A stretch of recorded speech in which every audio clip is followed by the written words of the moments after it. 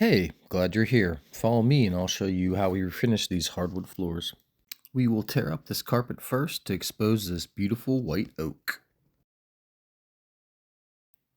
First, we gotta put our big sander together. We'll attach these machine belts.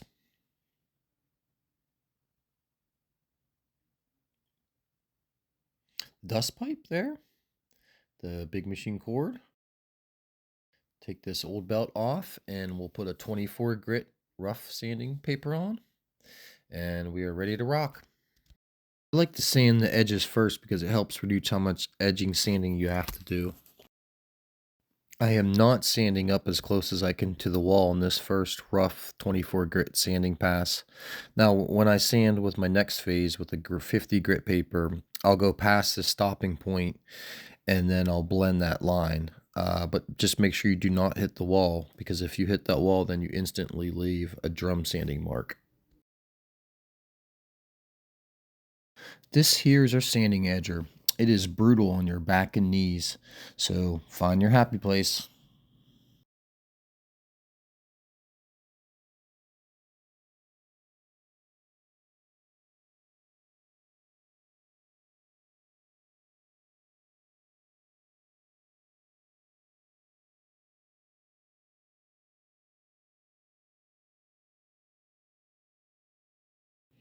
I'll sand this with 24 grit as well.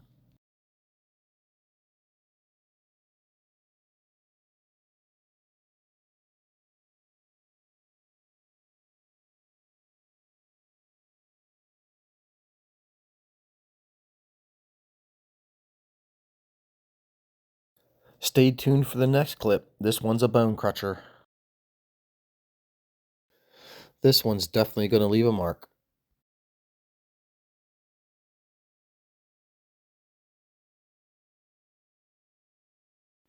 While I recover from mashing my hand, let's see what's next.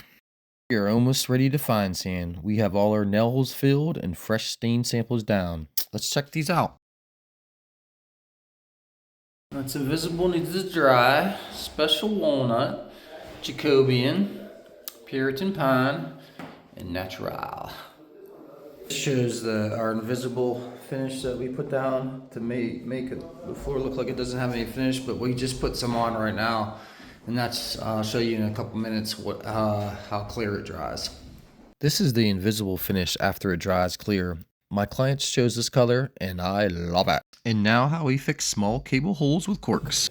And just cut it to fit like I'm doing right here, and get a little piece of sandpaper screen and just keep sanding it in a circular motion so that you can wedge it in there. And then once you get it fit in there, you can squirt a little bit of glue and tap it down, and then just lightly sand it. And you can see I already did the other one too.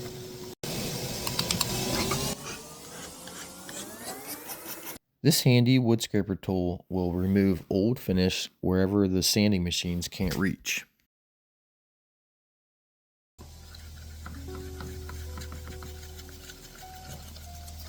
No need for a gym membership here. This tool will give you Popeye forearms.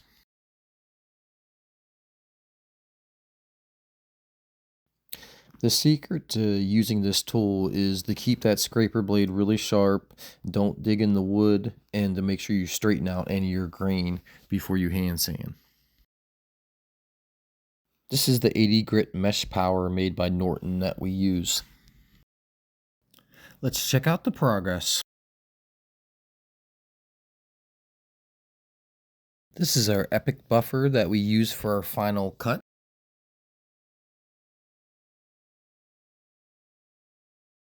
In this room, we're using the small Mirka sander to get any remaining sanding swirls out.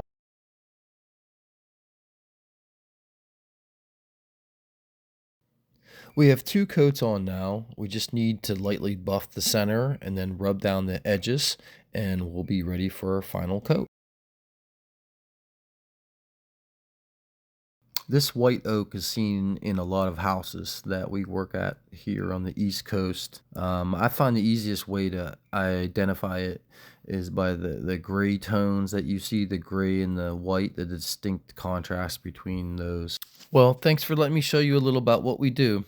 If you liked the video, hit the subscribe to see more. Thanks for watching, guys.